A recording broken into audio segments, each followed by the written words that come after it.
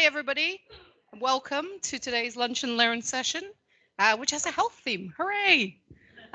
Want to thank those joining on the call. I think we have people from Taiwan, China, and Malaysia. Thank you, JC, as well as a great turnout. Oh, we got Singapore as well. Hi, guys. And then great turnout in Hong Kong as well. So today's session, we're going to be learning about patients. And if any of you have had the misfortune of getting cornered by me about health, you'll have heard the phrase, we are all patients. Patient voice is a massive part of what we're doing in healthcare these days. Patients are a critical stakeholder in everything to do with health because they're at the core of it. So we're really, really excited to have KP Tsang here to talk to us about his work in patient advocacy. He's the founder of Rare Disease Hong Kong, and he's going to be having a chat with our own Hong Ma, who is the managing director for EGA in APAC. So I will hand over to Hong to have a bit of a Q&A. We're going to invite you guys to ask questions at the end, so please do get thinking about those. Thank you. We'll just start.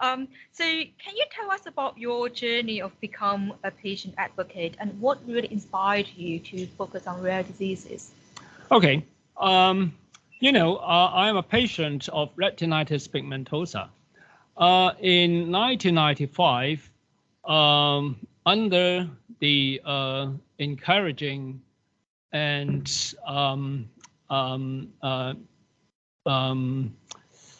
how can I say, some optometrists and ophthalmologists talked to me that they said for retinitis pigmentosa patients, there are patient organizations in many countries.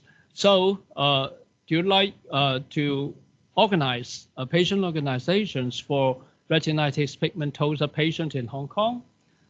I reply, okay, I may try whatever I can. So in 1995, in March, I founded Retina Hong Kong with my fellow patients. It is a patient self-help organization up to now, almost 30 years. And that's the starting point of my patient advocacy life. In 1998, I got retired from my pay job. So after that, most of my time has been plunging into patient advocacy. Also, I also volunteering for some organizations of people with disabilities. And from Retina Hong Kong, I participated in other patient organizations, Patients Alliance, and some international patient organizations like Retina International. It is an umbrella organization for retina patient organizations around the world. And later on, I joined the IAPO, International Alliance of Patients Organizations. It is a global patient organizations across 5 continents with hundreds of patient organizations. I was elected to the board of IAPO in 2008. And I took the chair of IAPO in 2013 to 2015.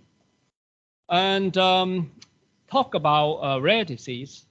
In 2014, in February, there was a roundtable talk about the policy for rare disease in Hong Kong. That was the first policy roundtable in Hong Kong.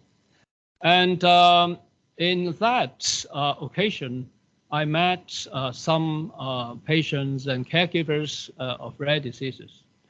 And after the roundtable, some of the patients and carers have meetings on and off, and we thought as rare disease, as patients of a specific rare disease, the number is very small and their voice is very weak. So we may form alliance to gather our voice, to amplify our voice, and to gather our power to speak to the community, speak to the government, let them know what's our needs and what is the gap between the needs and the existing healthcare service. So we formed Rare Disease Hong Kong in December 2014, and up to now is about 9 years, and that is my journey in patient advocacy in the past decades. Thank you so much. What an amazing journey and what an amazing achievement you have been, making to patients, but also society as a whole. So when we talk about rare diseases, I think one word come to people's mind is equity. Yeah. And this has become a buzzword in a way, especially after the pandemic. So I wonder, how would you define health equity? Okay. In the broader sense of patient advocacy. Okay. Rare Disease Hong Kong has been advocating for better care to patients with rare disease. So in the past years, we try our best to seek funding to support the drug treatments for patients. And one of our plan is to set up a transitional funding to support early access of the innovative drugs for patients. We aim at fund the patients from the drugs just registered in Hong Kong and up to the drugs was enlisted in the drug formulary of hospital authority and to the safety net and such as the Samaritan Fund and Community Care Fund. That's usually about 18 months to 24 months. In this period, no funding to support patients. That means no access for the innovative drugs to the patients. So we lobby some very well-known charities to support this program, including the community chest. Everybody knows community chest in Hong Kong. In the initial stage, they are quite supportive to discuss the detailed programs.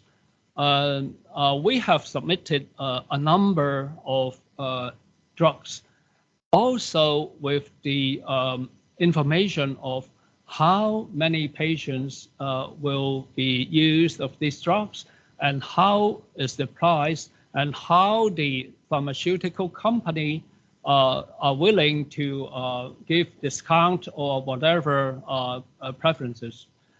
And we keep discussion with community chairs about at least half a year. Up to the very critical stage, that's our proposal was tabled to their board members.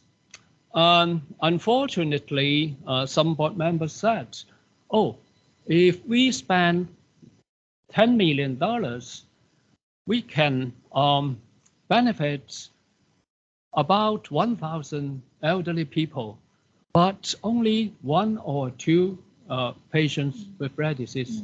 So unfortunately, they turned down our proposal. So that means patients with rare disease will be marginalized if this mentality is not corrected. So we since last year, we advocate, we communicate the concept of health equity. What means health equity? Some people always talk about health equality. Health equality is not really meaning of health equity. For example, in Hong Kong, we have the health voucher for elderly people, 2,500 years now per year for every eligible senior citizen in Hong Kong. You know, some of the elderly people, they may not need these $2,500 health voucher, because I think like Li Ka-shing and some billionaire, they never need this voucher. It won't make much difference for their life. Yeah. However, some elderly people, 2,500 is not enough for them to keep them healthy. They may need more and more.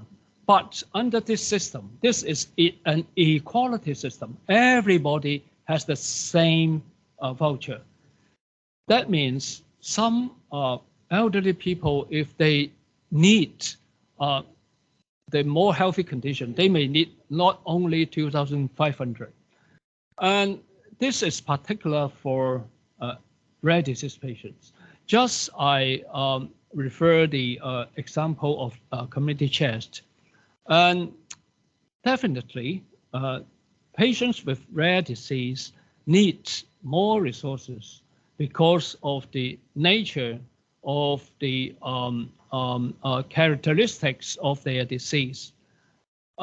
If we take a view of equality, that means the healthcare system may allocate to the same amount of resources to every patient.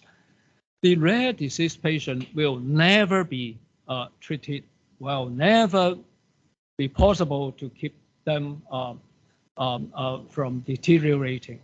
So health equity doesn't mean we aim at all people with the same health condition, with same life expectancy. But we look into some avoidable and unacceptable factors to create health disparity, health inequity. Of course, some factors like some people, they prefer to take dangerous sports, or they take not healthy, unhealthy life habits. Their health will definitely be not so good as other people. That's also one of the health, the scenario of health disparity.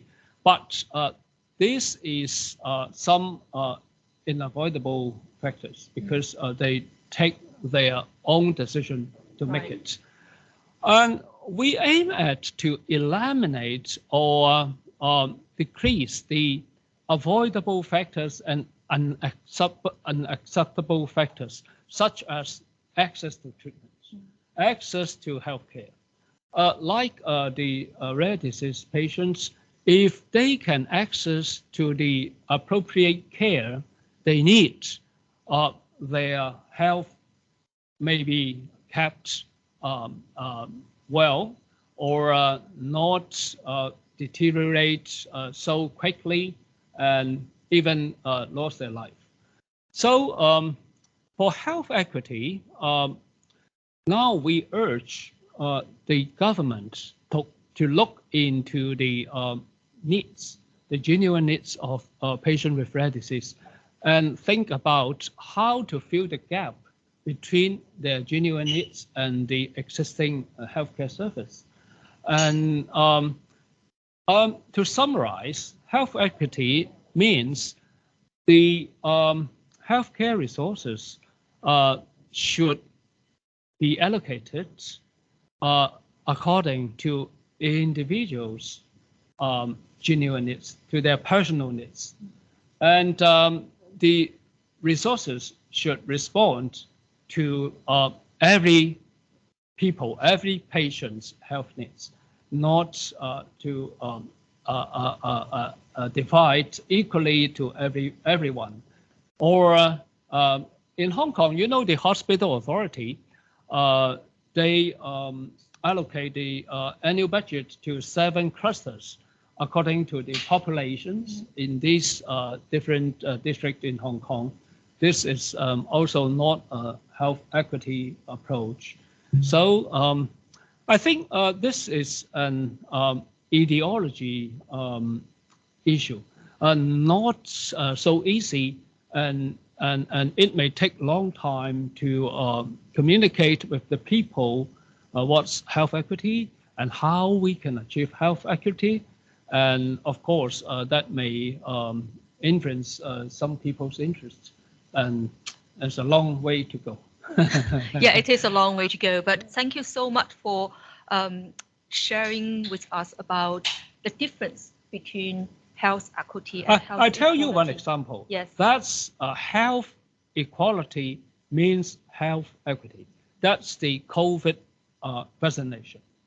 Every people may have the opportunity to have the COVID vaccination equality, and the outcome is also an equity. Yeah. Right. This is a perfect example. And as you mentioned, it will take a long time, a lot of reasons like why there's no such differentiated approach in terms of healthcare policy or over public policy in general. Some of the reasons are rooted in a society. It's a wicked problem. So in your mind, what kind of partnership might be helpful to move the needle together with patients to help policymakers or help industry or help society as a whole to really understand health equity and make a contribution? Oh yes, the healthcare sector includes many partners. Patient is one of the major stakeholders in the sector. Also, the government policymakers, pharmaceutical companies, and also the healthcare providers, the professionals. So, no single party can address the healthcare issues by itself. The healthcare sector should be collaborated by all the partners, all the stakeholders, and I think the healthcare sector should open the door to patients and patient organizations to engage in every aspect of the healthcare sector. Sometimes we heard about the government and the doctors said, "Oh, we are working for the best interest of the patients." But who knows what's the best interest of patients? Only patients can tell you what's their best interest. Sometimes in the doctor's mind, in the government's mind, oh, that's their best interest, but always not the same thought in the patient's mind. Yes. So we strongly advocate the healthcare partners to include patient and patient organizations in policy debates, policy making, and also to how to implement the policy and the healthcare measures. If the patients can be consulted and can be involved and even can take part in the shared policy making, I think the health outcome will definitely better than only the government or only the doctors to make all decisions.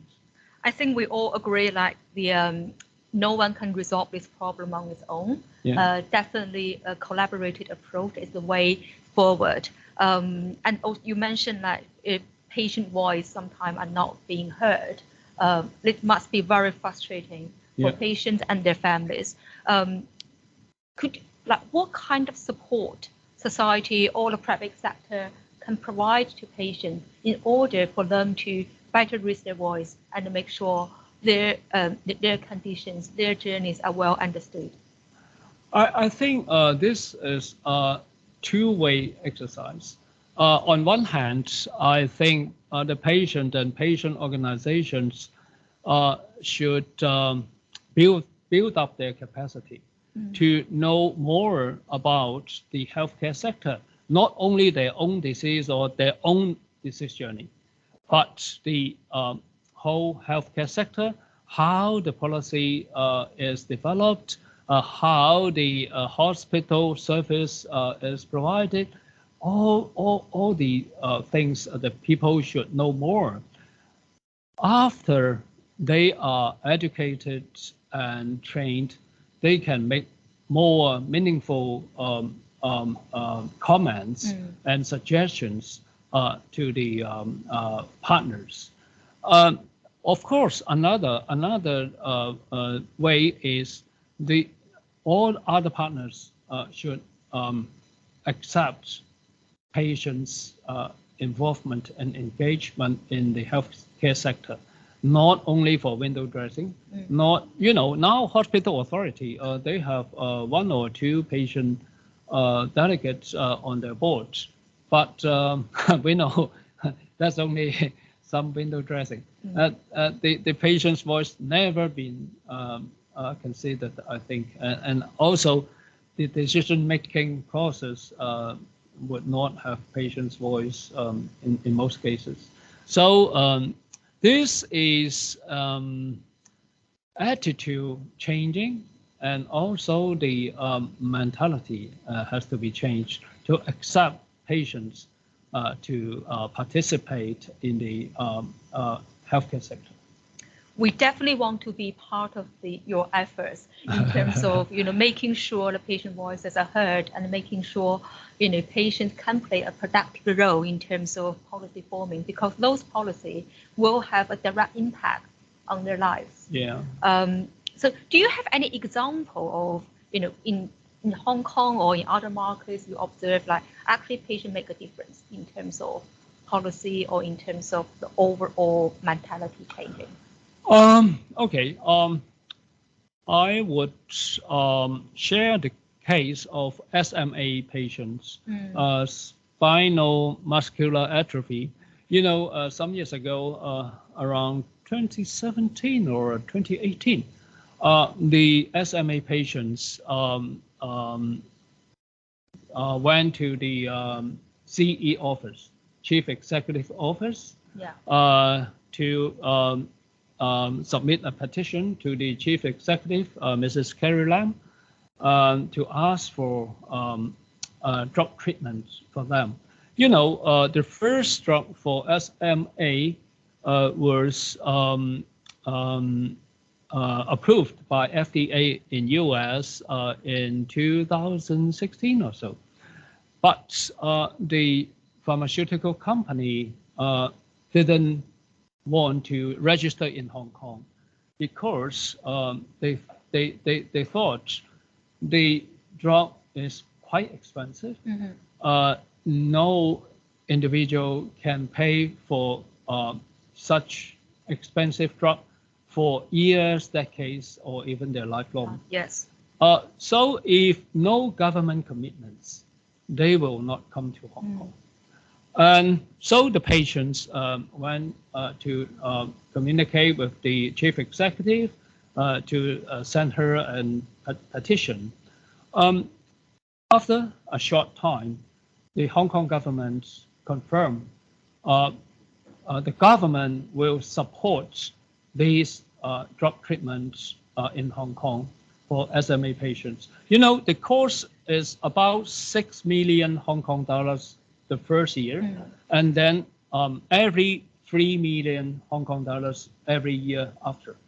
So after the government committed to support, the pharmaceutical company has registered the drug in Hong Kong and provide to the hospital authority and also the community care fund supported the patients to make use of this the first drug of SMA.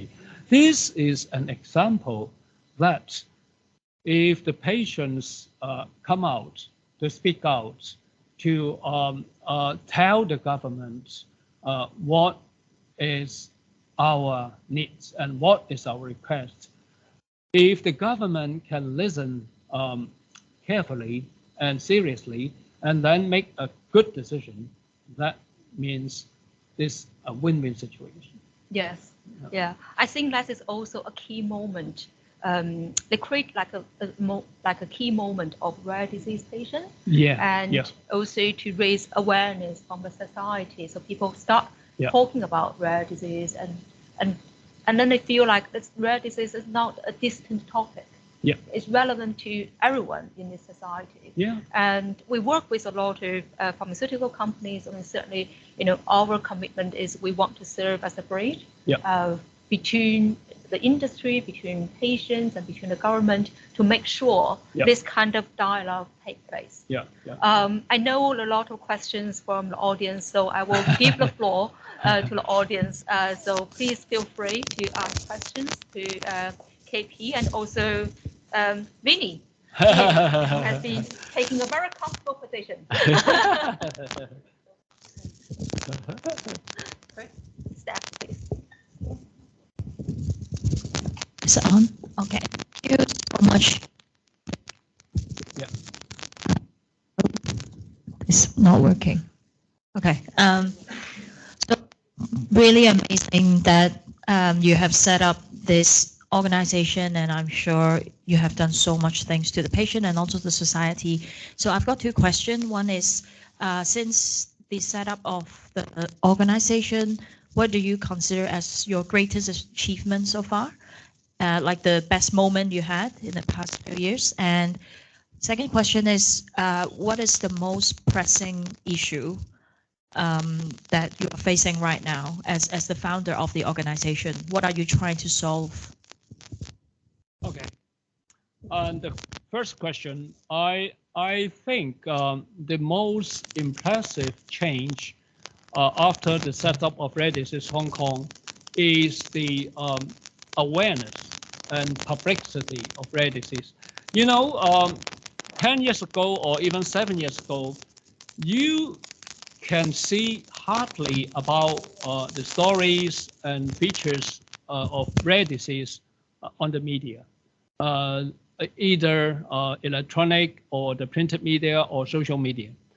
But right now, in these years, you may read articles or stories or features on media, sometimes electronic, sometimes printed, sometimes social media. Every week, you can see that.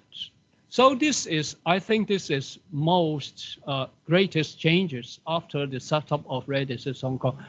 We have three core businesses for Rare Disease Hong Kong. The first one is policy advocacy.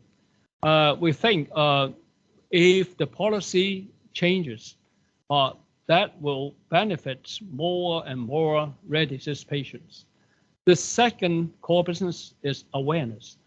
We put much time and efforts to raise awareness in the public on rare disease. And also we have some PR agency, I think like Edelman, to help us from time to time to disseminate the information.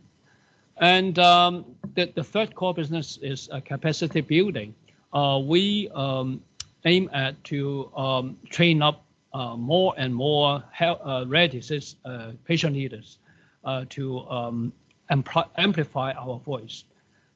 So the second question is that, okay, and the past term of government means Mrs. Carrie Lam.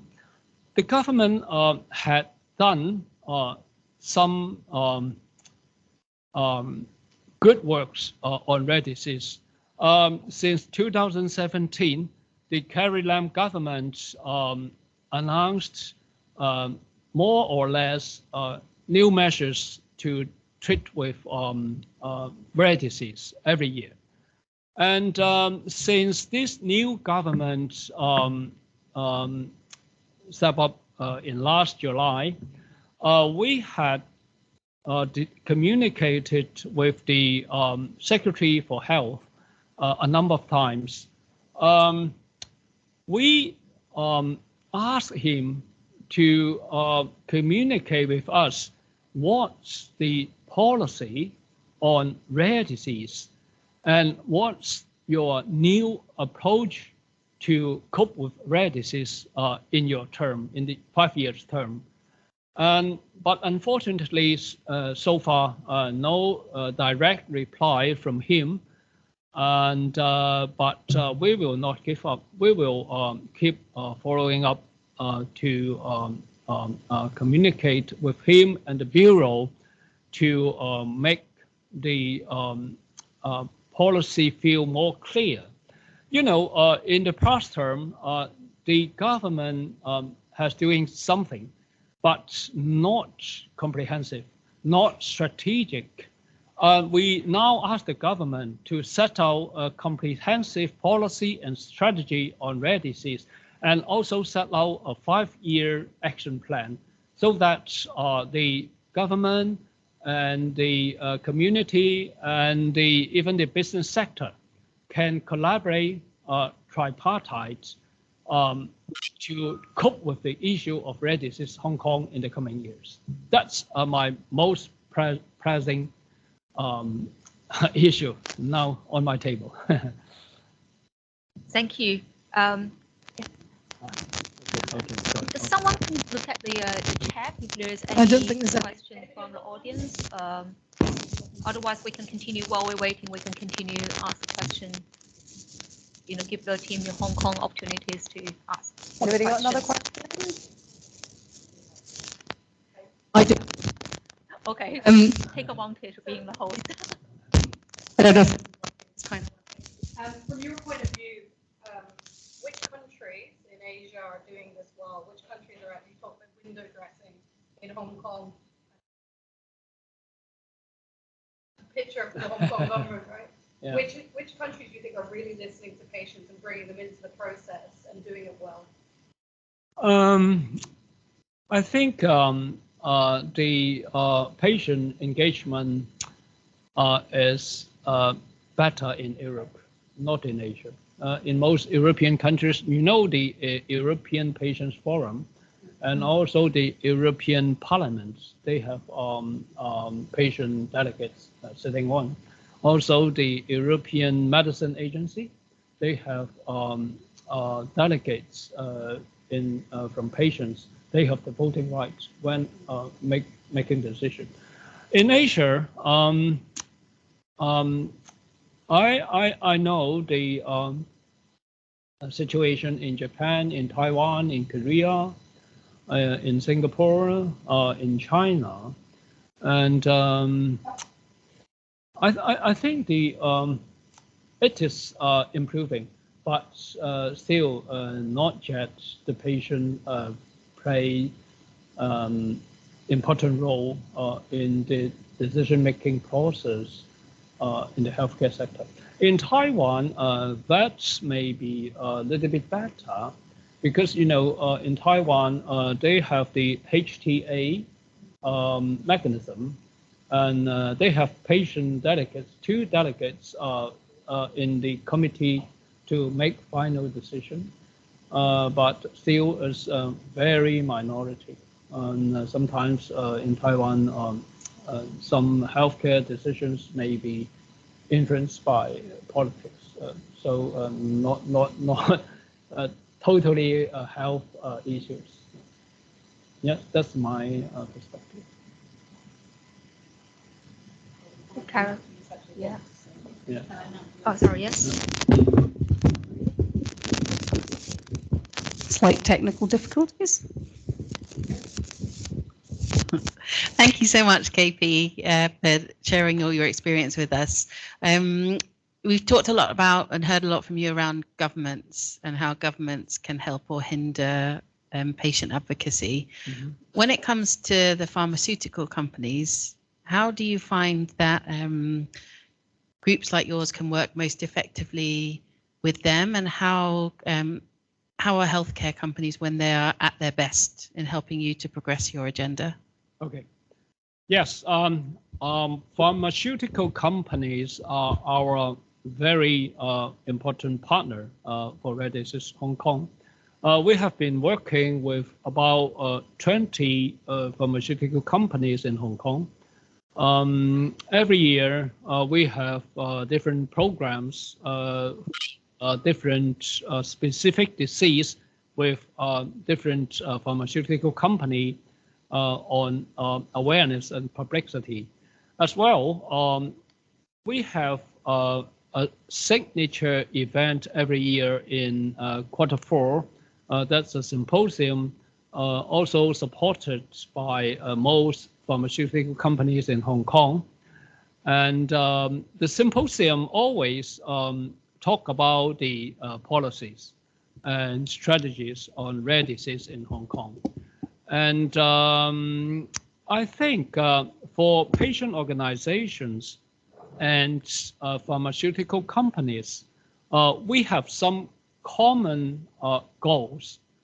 The most remarkable is the access to care, access to treatment.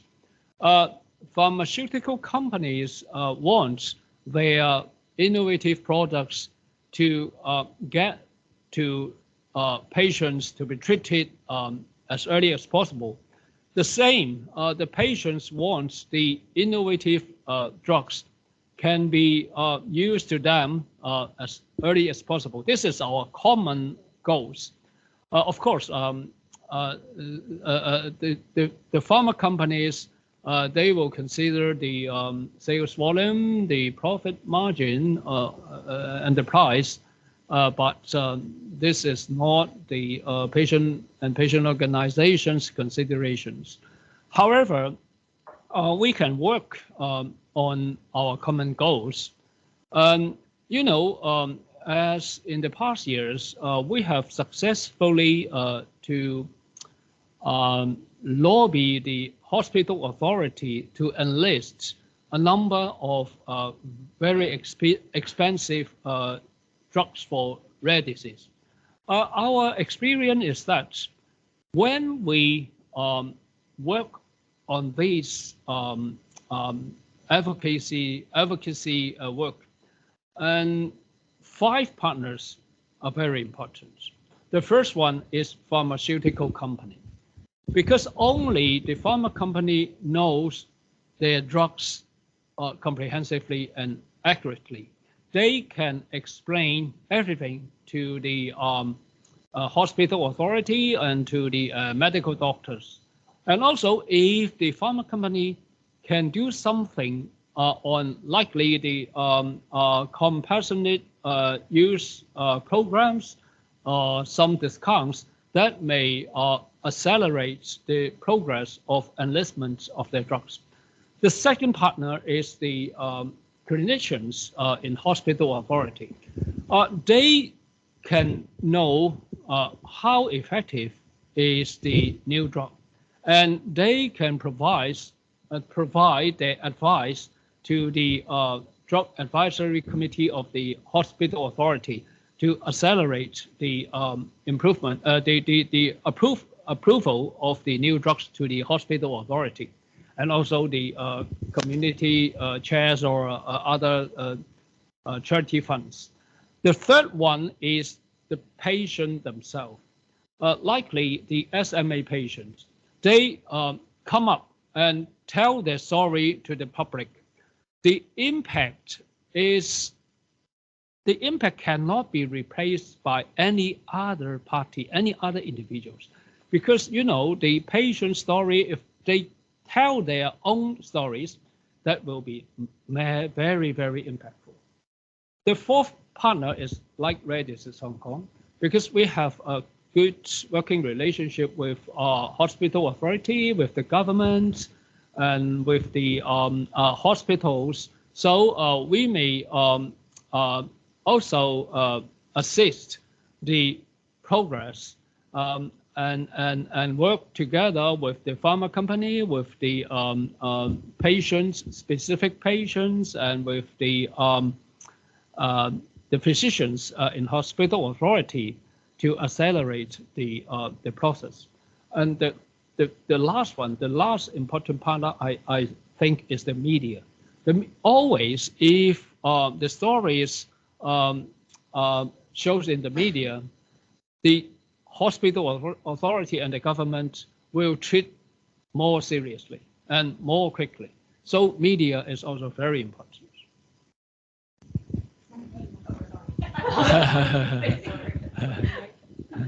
I think we are. Thank you so much. I think with these 5 pillars, you just portrayed an ecosystem that is very much needed in order to achieve the common goal we all have. And I think moving forward, we understand it will not be easy, but together we should take a persistent approach to continue propel ourselves forward to these common goals. And eventually, I think we can achieve an inclusive, timely, and equitable access for all that who are in need. So take this note. So thank you so much, KP, and the lovely Vinny, who is currently sleeping, probably doing some reflection as well. So we're going to, is any wrapping up remark you want to share with our audience here? I really appreciate today's arrangement, and I think the communication between rare disease organizations and the all other sectors, including business sector, is quite important because through the communication we can disseminate our information, our thoughts, and also we can listen to our partners' views and suggestions. So it's greatly helpful. Thank you so much. So we'll continue communicating and listening. Thank you. Thank you. Thank you. Thank you everybody here, and then thank you everybody who is online. Thank you.